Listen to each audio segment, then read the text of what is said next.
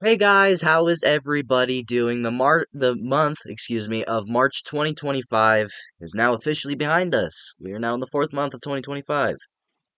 Oh dear Christ, this year's been going by too fast, and we are already in April. Scary to think about. So, if you are new to my channel, or if you are just now finding out about these videos, this is a monthly ranking that I like to do to where I take all the brand new releases that I watched during that month and rank them all worst to best. Where I did it for January and February, and I did it last year as well. That was my first time doing it, and so I plan to do it every month for this year. I didn't do it every month for last year because sometimes I just didn't watch movies during those months, but yeah, I like to do this as just something I like to do, kind of like a pre-ranking and kind of like a I don't know, kind of like a build up to my end of the year rankings kind of or just kind of just to talk about the new releases in a way. So yeah, this is a series that I like to do and for the month of March I was able to watch 5 brand new movies and that's kind of an upgrade from the last 2 months because the other 2 months I only watched 3 altogether.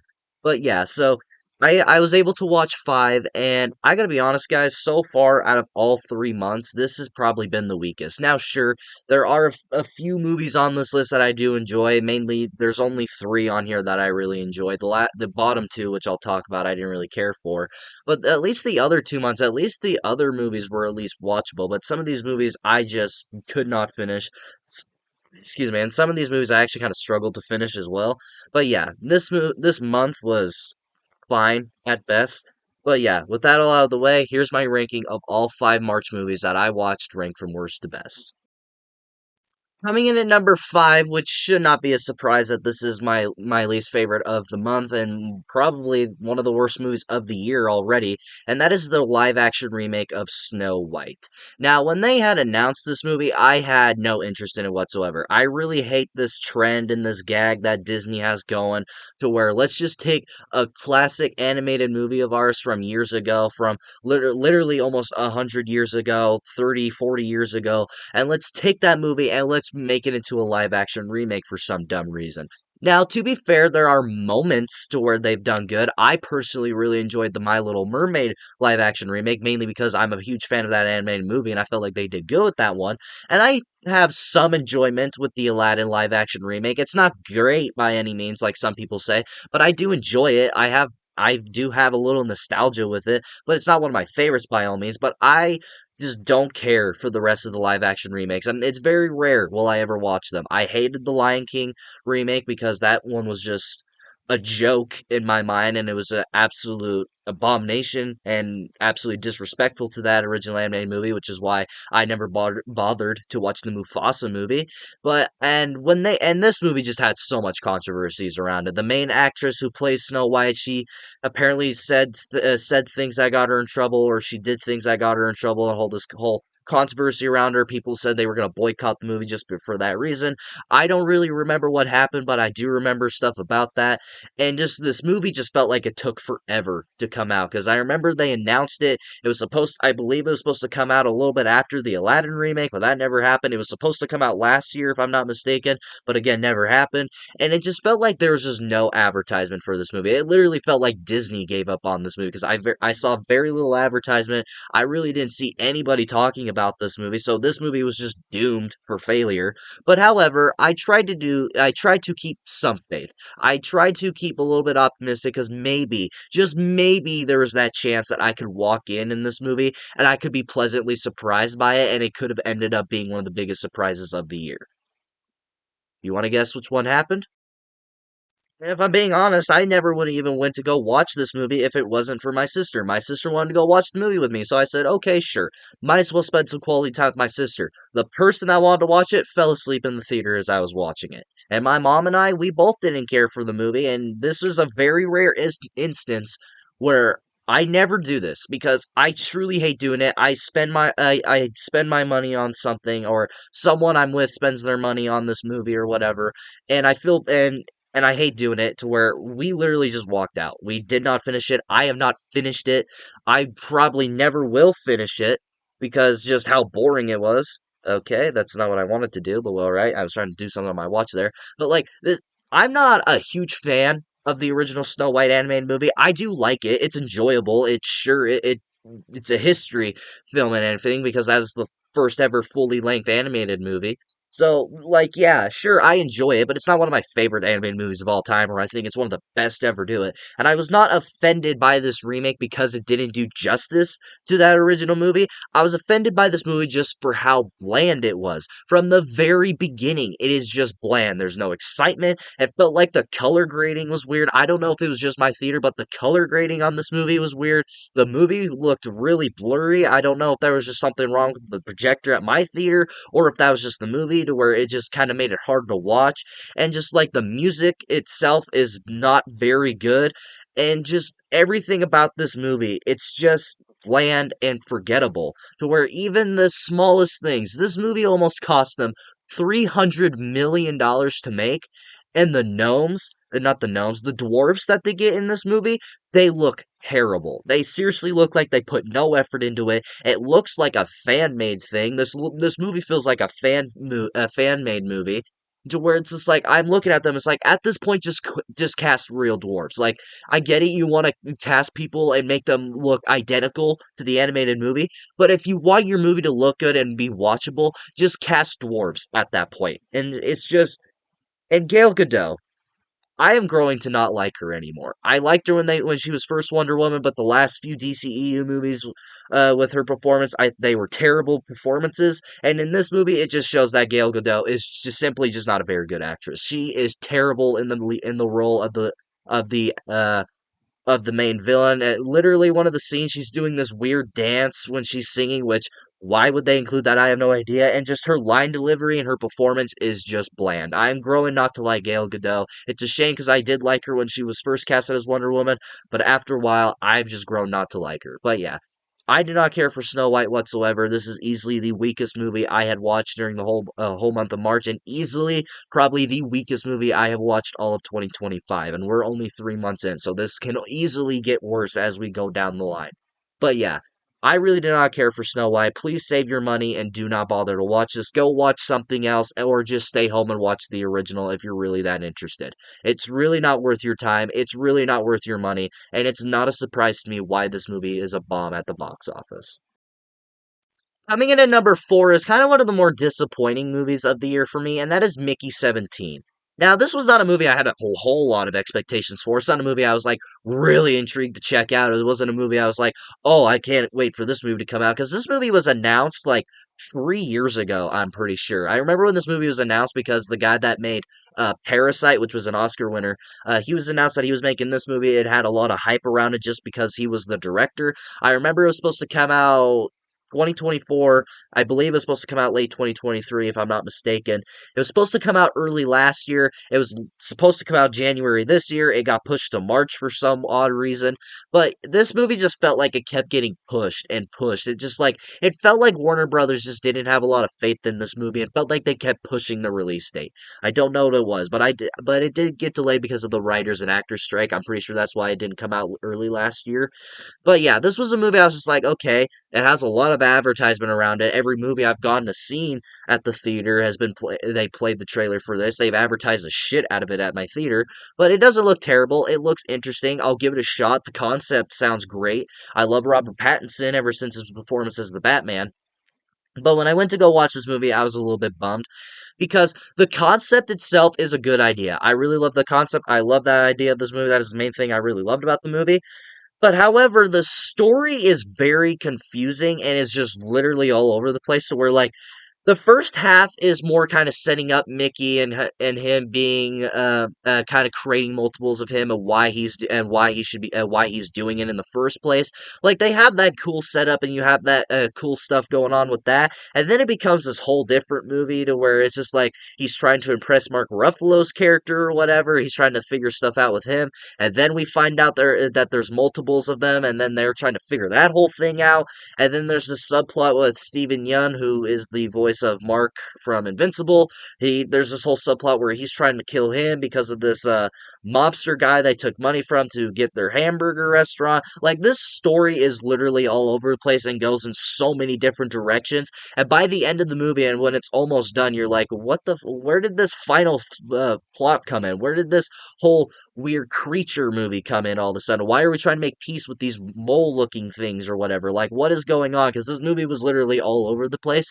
Now, I will say this, now that the plot is all over the place and it is wacky, I'm not saying it's not enjoyable. Sure, there are moments where I'm like, this doesn't make any sense. Why are we doing this? But it's still watchable. It was still, I do think it's at least worth one watch just for the originality of the movie. And this movie also just shows that Robert Pattinson can do a lot of different movies because now because of the Batman in this movie, I've really grown to appreciate Robert Pattinson a lot more to where I think he's a really good actor because you got the Batman, you got his performance in this where he's able to play the same character and over, but give them different personalities, which I thought he did really good with. And you also got movies like The Lighthouse, which I don't care for the movie too much, but I love his performance in, and even Twilight, and like you look at his performance there and you see his performance in all different movies, you can just see that this guy is a really good actor, and I would not be surprised if he gets an Oscar nomination in the next few years. I would not be surprised by that. But yeah, Robert Pattinson's performance was really good in here, and the movie, like just the movie in general, is weird. But the main thing that I really liked about the movie, because how weird it was Mark Ruffalo. Now that's a guy who where I only know him as Hulk from the MCU. I've never really seen any of his outside work of the MCU, but his performance in this movie makes me want to go watch other movies with him in it because this guy was so wacky and weird to where I couldn't help but enjoy it. I really enjoyed that. That was one of my favorite parts about the movie, to where like he literally asks his wife if everything he's saying is okay when he's supposed to be the fucking ruler of these guys or whatever, or the boss, or like this weird president guy. Like, I really enjoyed his performance. He was probably my favorite part of this whole movie just because how wacky and weird he was. But yeah, Mickey 17, it's an interesting movie. I do think it's at least worth a watch if you are interested. If the trailers looked interesting to you, I definitely would recommend it. But however, just what I was expecting, this movie was just not what I expected. Coming in at number three is probably one of the most advertised action movies of the year, and this was a movie I was really happy that I enjoyed, and that is Novocaine. Novocaine was a movie I was really looking forward to just because the advertisements for this movie just looked a lot of fun. I love Jack Quaid, that guy. The last few movies that he's been in, and the last few projects I've seen him in, I've just grown to really enjoy that guy. Of course, you got him as Huey in The Boys. That is one of the funnest performances I've ever seen from that guy. So I really enjoyed him, and I obviously enjoy him in that. And then my introduction to him actually was in Scream 5 because at the time I had not watched The Boys. And then you had him earlier in this year with Companion, which is one of my favorite movies of the year so far, and probably actually is my favorite. There's hasn't been a lot of good ones this year so far. But and then he goes on to do something like this. It just shows that Jack Quaid can do a lot of different movies and a lot of different performances, and you can just tell that this guy was just having fun in this movie. This movie is just a lot of fun to where what the movie is, if you have not heard of it, Novocaine is where you have Jack Quaid's character, and he has this disability to where he cannot feel pain. You can stab him in the hand, you can shoot him, he won't feel it. He will not feel a thing. However, he is not invincible. He can die. He just doesn't feel pain.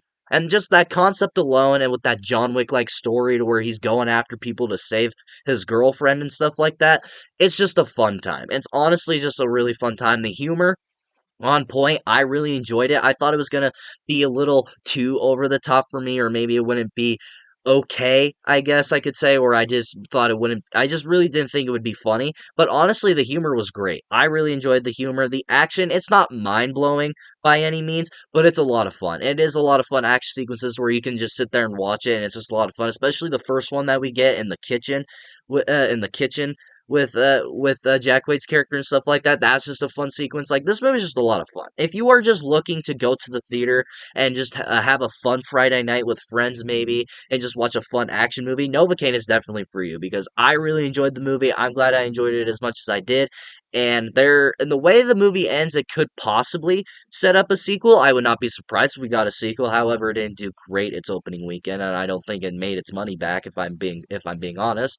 But I really enjoyed Novocaine. It was a fun movie. I really enjoyed it, and I do think you should check it out if you're just looking for a fun action movie to watch. Continuing on the topic of action movies, coming in at number two is going to be A Working Man. Now, this was a movie when I first saw the trailer, I got really excited for some reason because the last time David Fincher and it wasn't David Fincher, David Ayer, excuse me. When last time Jason Statham and David Ayer did an action movie together was The Beekeeper last year, and I really enjoyed that movie when it first came out. But I did rewatch before watching this movie, and it's okay now. But and then when I saw they were doing this, I'm like, is this gonna be like a yearly tradition where those two just do an action movie together where you get like this nobody and we find out about his past, like John Wick stuff like that? I'm all for that. With first it was a beekeeper, now it's a construction worker. Can we continue this? Can this be a yearly thing? Because I'm all for it. And honestly, I really enjoyed The Working Man. I just expected to go in and just watch an action movie or a John Wick like action movie with Jason Statham all over again, which is most of his movies anyways. I just expected just a dumb fun movie, but this movie was actually really entertaining, and it's just like, okay, why wasn't this movie what Beekeeper should have been? Because there was an actual story, there was actual character development there was actually a lot of interesting side characters, unlike the Beekeeper.